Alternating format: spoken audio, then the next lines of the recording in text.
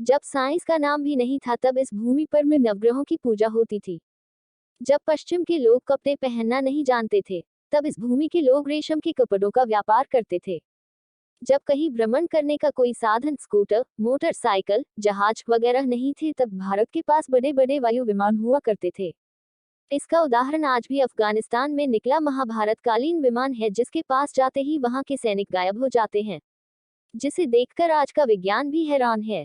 जब डॉक्टर्स नहीं थे तब इस भूमि ने चरक और धन्वंतरी जैसे महान आयुर्वेद के आचार्यों को जन्म दिया, जिनके पास सहज में स्वस्थ होने की बहुत सी औषधियों का ज्ञान था।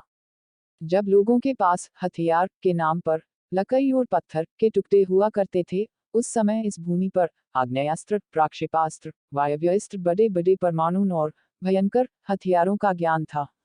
आज हमारे इतिहास पर रिसर्च करके अल्बर्ट आइंस्टाइन पतंजलि योग विज्ञान पद्धति से अणु परमाणु खोज सकता है तो नासा अंतरिक्ष में ग्रह खोज रहा है।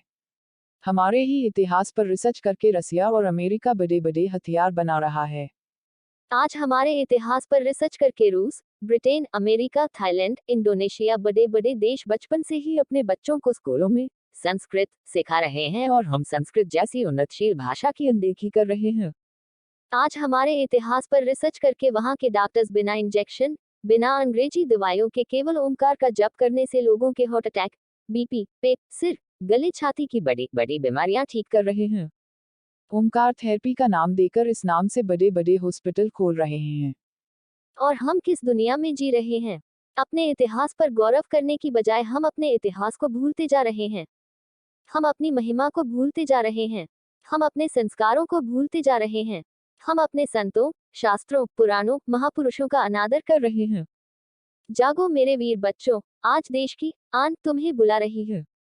इतिहास हमारा, शक्ति हमारी, रिसर्च हमारी, आयुर्वेद हमारा, योग हमारा, दिव्य शक्तियां हमारी, विदेशी शक्तियां खोज कर रही हैं हम पर, और हम अपने आप की महिमा को भूल चुके हैं। जब वो हम पर रिसर्च करके हमसे उन्नत बन सकता है तो हम तो इसी मिट्टी के लाल हैं। जागो और ढूंढो अपने गौरवशाली इतिहास को और दिखा दो दुनिया वालों को कि हिंदुस्तान से बका कोई नहीं। तो मेरे प्यारे बच्चों, गर्व करो आप हिंदुस्तान में जन्मे हो, इसलिए